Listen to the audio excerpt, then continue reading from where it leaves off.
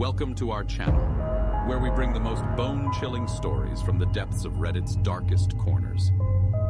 Join us as we explore the eerie tales that keep you up at night.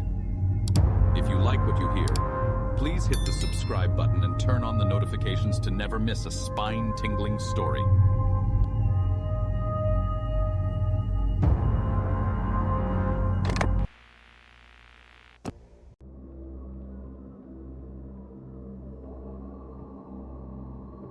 The sound of people quietly talking to one another was what began to draw me out of unconsciousness. I couldn't tell how many people were speaking, but I could faintly tell as my senses returned to me that I was hearing both men and women speaking. I opened my eyes, finding I was lying on my back and staring up at the starry sky. It was still nighttime, though whether it was still the same night or another, I couldn't tell. What I could tell, however, was that I wasn't near the farmhouse anymore.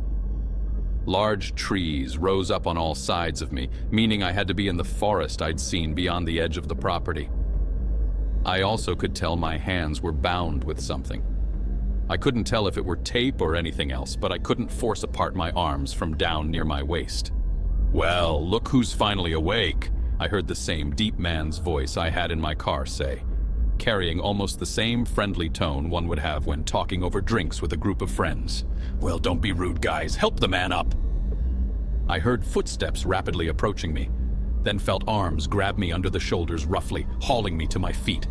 A massive spotlight snapped on, almost blasting me directly in the face and blinding me. I closed my eyes and turned away from it. "You'll have to forgive the light, Jared," I heard the man say. "But there are some of our group who would rather you not know what they look like." He chuckled. "Even though the chances of you making it out alive are slim to none." I felt a chill at his words. He continued, "However, I have no such qualms letting you see me." After a second, I heard more footsteps approaching me. They walked around the other side of me, away from the light. "Well, come on now and open your eyes then." I opened my eyes, blinking away at the huge light, which cast everything it hit, including myself, in long, dark shadows. It also cast on a man, the one who'd chloroformed me and brought me here, and I recognized him. "You have got to be fucking kidding," I said, causing first him, then the many others behind me to begin laughing. It was the FedEx driver, the one who'd brought me that first package 2 or 3 months ago. He stood, flashing me the same smile he'd had when he asked me to sign that day. I cursed myself internally for not thinking of him as a suspect when I'd been paranoid of almost everyone else. His black hair blew slightly in the crisp night breeze. "Nope, I'm not kidding you, Jared," he said, his eyes twinkling. I took a step towards him, feeling a mixture of fear and rage surge through me. "What the fuck do you people want with me?" I screamed. "Why are you doing this? Why me?" Everyone, including the man, began to laugh even harder. I heard a woman struggling to breathe behind me from laughing so hard. Once the man had gotten a hold of himself, he took a single long stride before me, and I realized for the first time how tall he really was. I hadn't been able to judge his height through the door that day, and had been distracted, but I could see that he was at least a head taller than I was, and I'm not exactly on the shorter side.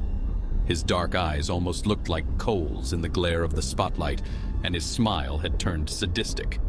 "Why not you?" he asked, causing any retort I'd prepared in my mind to die away. Whatever I'd expected him to say, it hadn't been that. He continued, "You're looking for a motive, aren't you, Jared? You want to, almost desperately so, have me tell you that there was some wrong you committed against me, or anyone behind the light. You want there to be something, some wrong you can't remember, that you might be able to right, as some way to bargain out of this?" He tilted his head, letting out a snort. "Am I wrong?" I didn't reply. The truth was, it was exactly what I'd been hoping for him to say. The sound of an owl or hawk screeching in the woods made me almost jump, causing some of the people behind me to chuckle until the man raised his hand, causing them to fall silent. He looked at me with a mixture of what almost seemed like sympathy and a sinister glee. "The truth of the matter is, my poor man," he began, "is that there is no reason. There's no motive. None at all." A truly wicked grin now spread across his face. not beyond just wanting to have someone to play around with for our own entertainment.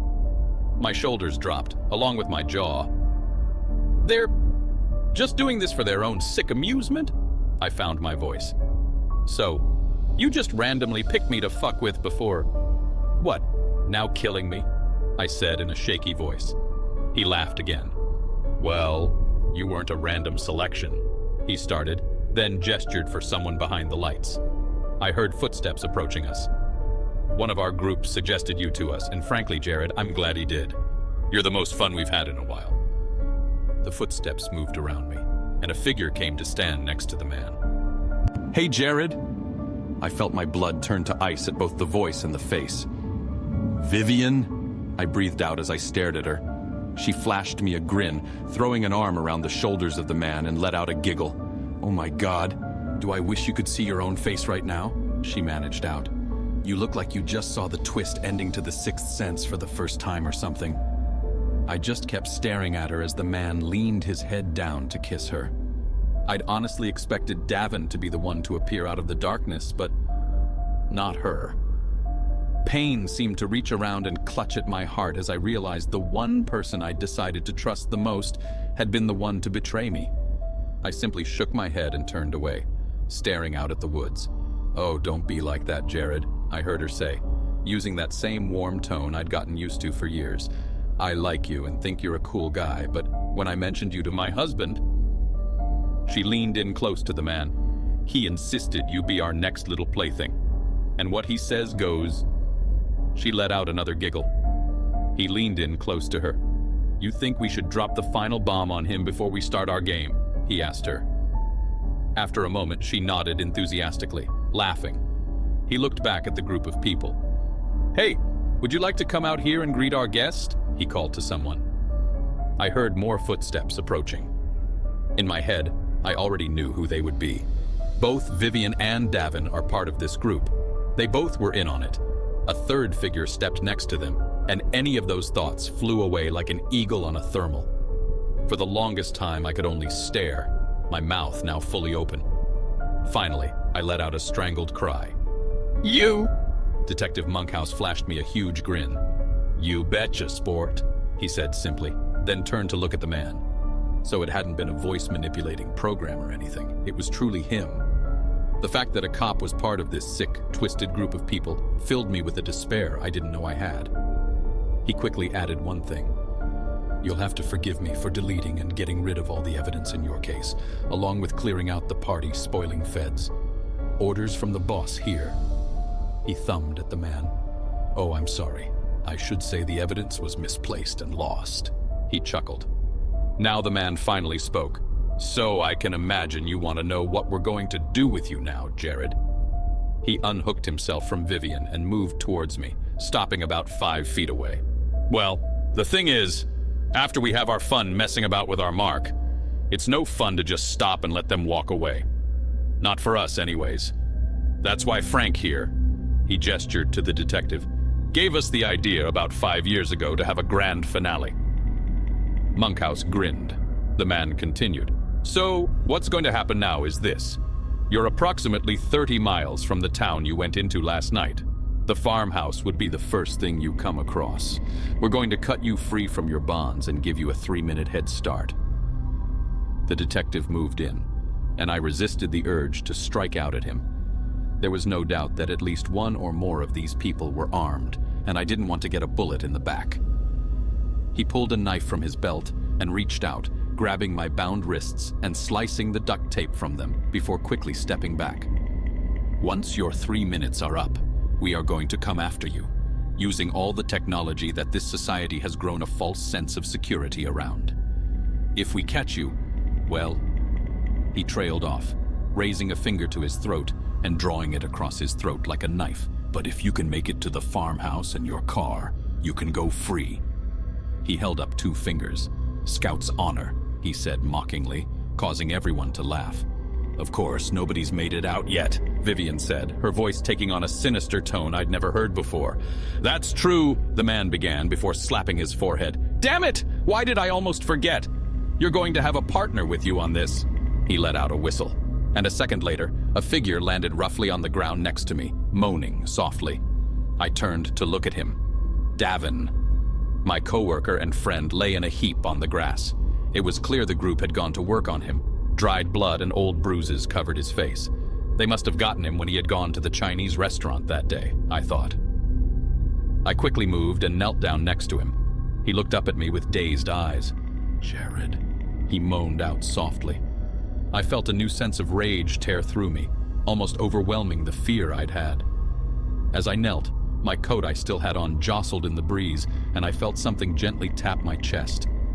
Something that hadn't been taken from me when I'd been unconscious. Something nobody, not the man or anyone else, had found. As I was hunched over, I had the perfect opportunity to slowly reach into the jacket and begin to pull it out. "So," the man said, raising both his hands as he stood next to his two friends, the two people I'd trusted most. "It's time to begin." He leaned forward, grinning at me, and put on a mocking tone, trying to sound like a judge. "Does the soon-to-be-dead have any last words they'd like to say?"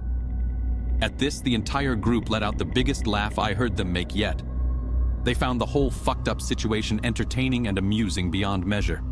It made me feel sick to my stomach. I slowly helped Davin to his feet. The man didn't hesitate. He'd seen what I now held, and it had snapped him fully awake. "Actually, yes, I do have something to say," I said loudly, causing everyone to fall silent as they waited for me to speak. "Say cheese, assholes!" I screamed, then raised the digital camera and slammed down my finger on the shutter button. A bright flash of light caused the man, Vivian, and Detective Monkhouse to raise their hands to their face as I snapped their picture. "Run!" I screamed at Davin, and together, the two of us used the moment of confusion to begin sprinting towards the trees. Behind me, I heard the man scream out, all trace of sadistic humor gone from his voice. He sounded enraged, not having been prepared for my move. "Fuck the 3-minute window! Get them before they get away and ruin everything!" The flurry of movement was heard, and I thought I heard the slamming of car doors. I didn't pay attention, though.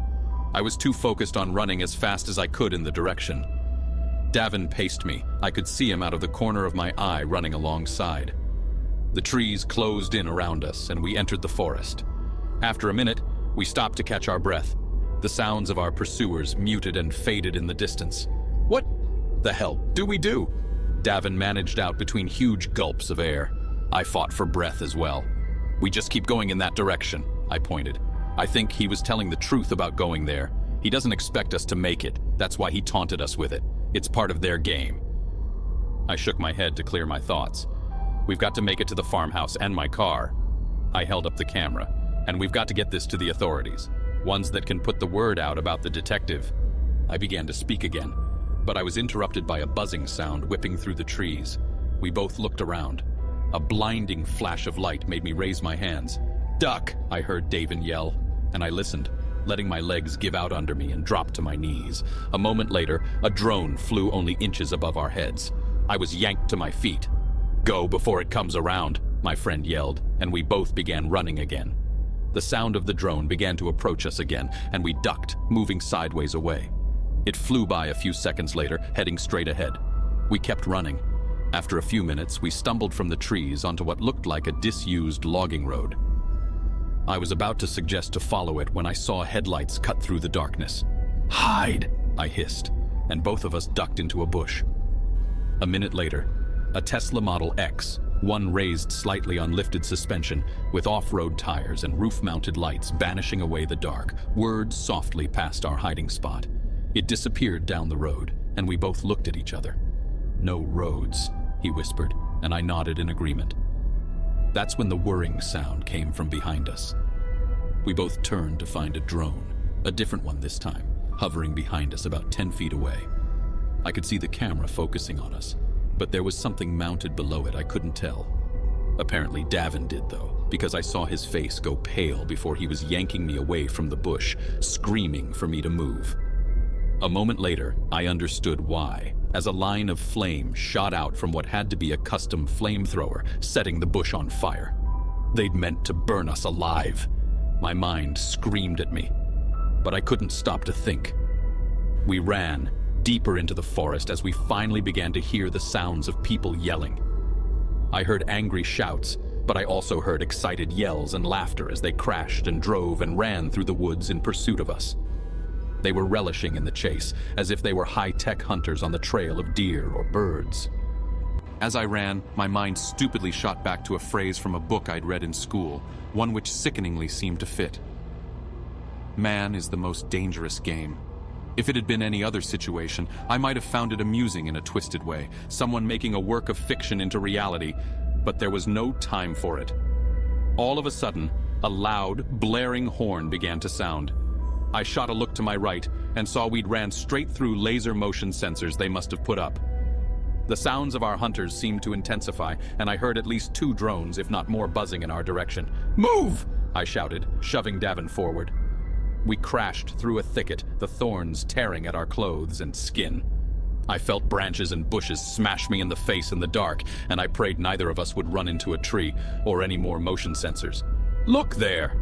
Davin panted out, pointing. Ahead of us was what looked like some old buildings. I held a hope for a moment that it was a place that was still in use, but as we broke the tree line, it was dashed away. We had stumbled into what was obviously once an old logging camp. The abandoned machinery and older style of the buildings, combined with the moss and mold I could see growing on the outside in the moonlight, showed that it hadn't been used in decades. That was when a muted sound came from behind us. I almost thought I recognized it. It came again, and a cloud of dirt kicked up in my face as we were again blinded by a bright light. Another drone had found us, and this one was armed like the last. The sound of what I now knew was a muted gunshot spat out, and I felt slivers of bark smash into my face as it ricocheted off the tree next to my head. "Run for the buildings!" I screamed, and we both booked it for the darkened structures. We were halfway across the dirt road when I felt a searing pain tear into my left calf muscle. I fell to the ground, rolling for a way. In the gloom, I reached down towards the pain. I gasped, both at the pain and the feeling of something warm trickling steadily out from my leg. "I've been shot!" I could hear the sounds of the group getting closer. What had to be a vehicle's lights appeared at least 2 miles or so down the end of the road leading in and out of the camp. Then I was being lifted to my feet. Davin threw my arm over his shoulder, and as much as I could, we both moved quickly for the nearest building.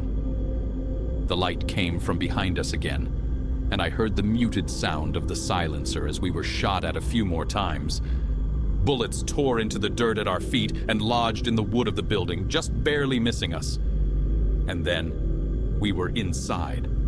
Davin slammed the door, and in the dark, I heard him lock it. I stumbled across the room, leaning on the wall for support. "Here," I called softly, as I found a set of steps going down to what had to be some sort of basement. I felt him reach me, and one at a time, we slowly moved downstairs. As we reached what felt like a dirt floor, we heard our hunters reach the camp. Many shouts and orders came, and we heard the sounds of tires as what had to be electric cars or trucks flew past the building we hid in. Then, after a small squeal, a voice came over on a megaphone. Little pigs, come on out, little pigs!" It was the leader. There were a few moments of silence. Then he spoke again. "Look, you managed to surprise us with that move, and I'm going to make sure next time everything's out of our next contestant's pockets, but I commend your thinking. You've got one over on us, and you have something which puts you with a bit of an advantage. So, I'll make a deal with you. If you come out and give me the camera, we'll just let you go, okay?" There was a small inset window on the far corner of the room, and I saw the beam of a flashlight pass over it. In that split second, I saw Davin looking at me. He shook his head at me, almost frantically. I shook my head back, and the light moved away. We both knew that the man was lying through his damn teeth. There was no way he'd let us go. The second he got that camera in his hands, we'd both be dead, I thought. There was silence for a few more moments, and then I heard someone else speak through the megaphone. "He's telling the truth, Jared." I heard Vivian's voice call. "All we want is the camera, and I promise you, I'll make sure he lets you live." Neither of us made a move. Suddenly, the man's voice came back through the megaphone. "Fine, have it your way," he laughed. "You know we'll find you sooner or later. We have all night." His voice became deadly serious, and I knew it had been him who'd called me up those times with the voice changer. "And when we catch you, we're going to take our time finishing you off. And with that, he clicked off. The yells and calls of men and women resumed. I limped my way over in the blackness to where I knew Davin was. Hitting the wall with my shoulder, I slid down onto the dirt floor. "We have to think of something to do, man," I whispered to him. "If we stay here too long, they'll find us. It can't be much farther to the farmhouse from here. We need a plan." I heard him grunt in the dark. "We do," he finally said. "And I have one." There was a cracking sound, and suddenly a soft green glow came from next to me. Davin had found an old chemical light and cracked it, bringing it to life. In the soft glow, he looked at me. "What's your plan?" I asked him. I knew the guy was smart. Nobody gets as high in the company as we do without brains. But the answer I got wasn't what I expected. "The plan is I run in one direction, taking all their attention, while you run for the farm." I gaped at him. "Are you fucking nuts?" I hissed. "We're not doing that. It'd be a suicide mission." He smiled a bit at me, then winced in what looked like pain. "I know," he said, then seemed to sag a little. "Davin?" I whispered slowly. I saw finally that he was clutching his stomach. He looked at me, then moved his hand away. I gasped as I saw the blood soaking the lower front of his shirt. I snapped my head up to look him in the face. He gave me another pained smile. "I got hit when I went back to help you up. The bullet went right through me." He coughed, and I saw a small trickle of blood come from his mouth.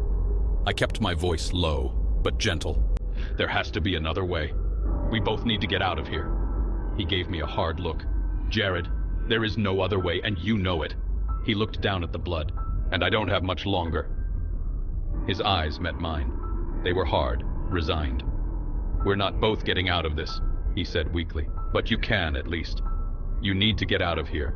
You need to tell someone the truth, to get that picture to them." He raised his chin high, trying to act tough, but I could see a little fear behind that resignation. "Let me do this," I wanted to argue, even as I heard the buzzing of more drones overhead and more shouting, but I knew he was right. As much as I wished there was any other way. I still hated it, still felt guilty. Tears welled in my eyes. It was my fault Davin had gotten into this. Still, I nodded. "Okay," I finally whispered. I saw him nod, and then he began to push himself to his feet. I reached down and helped him, letting him lean on me for a moment. He looked at me, then nodded and began to walk, slowly, towards the stairs. He stopped near them, seeing something on the ground and leaning down to pick it up. He looked back at me. "Tell Molly I love her, man," he whispered quietly. I didn't know what else to say, so I just nodded again. He held my gaze a moment longer, then nodded back and slowly began ascending the stairs. I was left alone, my thoughts and emotions both buzzing. I wanted to chase after Davin, but again, I knew he was right. A few moments later, I heard someone shout, "There they go! I see the camera!" The entire camp suddenly became awash with noise and activity. I stood near the small basement window, and I could see multiple shadowy figures, at least 20 or 30, dashing out of the other buildings. "Don't let them get away!" That had been Detective Monkhouse's voice, and my body filled with rage hearing it. Still, I kept silent. A moment later, a truck, what looked like one of those electric Rivian pickups, skidded to a halt next to a figure. What I could see was the detective. I could see Vivian sitting in the passenger seat, and I knew that meant the man, the leader, had to be behind the wheel. There was the sound of a door slamming, and the truck, silent, except for the soft whir of the batteries and tires, shot forward. The sounds of the group slowly faded away. Now's the chance. Forcing myself to put more pressure on my injured leg, making me want to scream, I crossed to the stairs. Stopping, I looked down at what my friend had picked up. It almost made me want to burst into tears. It was a small brick, almost the same size and shape as the camera in my pocket. I ascended the stairs as fast as I could, unlocking the front door and stepping out. I could hear the group still moving away from me, and I gave a silent prayer that the blood loss would take Davin before they got to him. The air around me had again fallen silent, save for the usual sounds of the woods. I didn't wait long. I moved down the stairs, then began to half run, half limp in the direction opposite where they'd gone, towards where the man had said the farmhouse would be. The terror kept my adrenaline pumping, which allowed me to ignore the bullet wound somewhat. As I ran, I kept looking over my shoulder. Sure, I would see the bright lights of their vehicles, or the whir of their drones, but I never did. It felt like an eternity I ran, trees and bushes smashing into my face and body. A few times I fell onto my face in a heap, the pain in my leg almost too much. But finally, I burst through the edge of the trees. I looked around, seeing that the moon was still high in the night sky. Then I began to openly weep as I saw the darkened shape of a farmhouse looming up. Feeling woozy from the blood loss and stress I'd put on my shot leg, I forced myself to keep going. The Crown Vic was gone, but the old Ford, my beautiful old Ford, still sat in the driveway. I let out a soft, strained laugh. The fucker hadn't been lying. He'd been that certain nobody would make it. Reaching the car, I pulled the driver's door open and collapsed into the seat. Like a godsend, the keys still dangled in the ignition, and I wrenched on them, the old engine coming to life with a cough. As I put the car into reverse, I stared one last time at the woods. "Godspeed, Davin," I whispered softly, then tore out of the driveway. It's been almost a year since I burst from that tree line and tore away from that farmhouse. Once I got onto the main road, I drove until I came to the first town, where I went straight to the police. I can only imagine how I must have looked, crashing the Ford into a parking meter before smashing through the front doors of the small police station, with my clothes torn and dirty, and a bullet wound in my leg. The police rushed to my aid, and after summoning an ambulance, I told them my story, insisting that they get in touch with higher authorities right away. Thankfully, they didn't just write me off as a nut job or crackhead running from a drug deal gone bad, and did just that. By the next morning, the small town of a few thousand was awash with flashing lights as members of a very high agency, one which I don't dare outright name, but I can assume you can take a good guess, flocked in. I was questioned about my experience. I saw the head honcho's face light up with excitement when I showed him my camera, which he took, looking at the photo I snapped. "We've been after this group for years now," he said. "It turns out these people are a lot worse than I'd already thought." Apparently they'd been taunting, emotionally tormenting, and finally kidnapping and killing people for close to 15 years now. Many of their members were black hat hackers, able to get into just about any piece of modern technology and twist it to their benefit or use, and they would use the money stolen from their victims to keep funding themselves. I shuddered when they told me the number of people who'd fallen victim to them already. I was simply the first to ever get away. It also turned out they'd had their suspicions about Detective Monkhouse when he began trying to get them off the case, claiming it was a local matter and out of their jurisdiction. "So, you'll be able to get them all now?" I said hopefully, as they spoke about printing out a picture. But the man simply shook his head, almost sadly. "I don't know if we will," he admitted, seeing my shocked expression. As he explained, it turned out they were good at changing their identities, using stolen and forged IDs and social security cards, along with changing their physical appearances to stay out of the clutches of the authorities. "There is one bit of good news, though," he said. "You'll likely never see or hear from them again. It'd be too risky for them to make a move on you now." Still, they said they'd put me into the witness protection program, giving me a new identity to start over. Before they did, however, I asked for one favor. I honored Davin's final request and called Molly. Thankfully, they let me. She wept fiercely when I told her the little I could, and especially when I passed on his last message, but thanked me before hanging up. They never found Davin's body. They found a large pool of blood out in the woods, one which a DNA test confirmed was his, but nothing else. I pray he's at peace and long gone from this world, not with them. They were also right about never catching them. Vivian and Detective Monkhouse fled, never returning to the city. The last I heard, they're still tracking the group, and they're still doing what they did to me, to others, something which chills me to the bone. They also, I found, hushed it up, never letting it get out to the national news. The excuse they came up with was that an unfortunate victim had wandered across the path of a drug deal, causing the chaos. Since it's such a common occurrence in the US these days, nobody thought to question it. They didn't want word to get out and cause a panic, or have people suddenly dump out all their modern devices in a mass panic. As for me, I never saw or heard any trace of them again, something I thank God for. The Fed had been right. I must have become too high profile to dare make a move on. I'm now living across the country, thousands of miles away from there with a new name, and I say a silent thank you to Davin every day for it. Even if I could say where, I wouldn't. All I will say is I did decide to live a quiet, remote life with my new identity, on a farm. I feel a happy sense of peace out here, but I'll never own any modern pieces of technology again.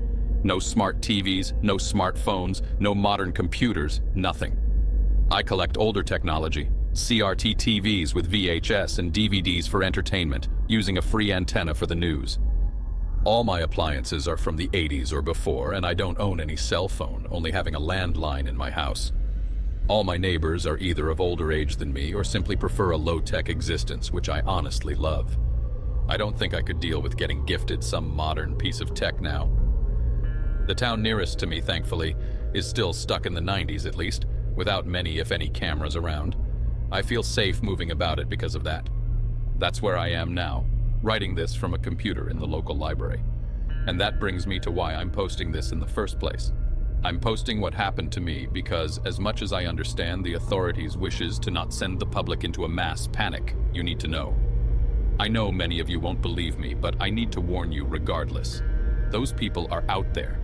They're finding new victims to have their sadistic, horrifying game with. And I don't want it to be you. The world is so dependent and addicted to technology now. You might be as well. I understand that. It's the way the world is at this point. But please, still, be careful, and be wary of all the cameras and microphones you allow into your home, with nary a care in the world. Be careful of the privacy you give up for the sake of convenience, because you never know who may be listening, or who may be watching. If you enjoyed this video and would like to see more, please hit the like button and subscribe, as it means a lot, and hit the bell if you want to stay up to date with the latest scary stories. Don't forget to comment with any stories that you would like for me to do, and I will see you in the next one.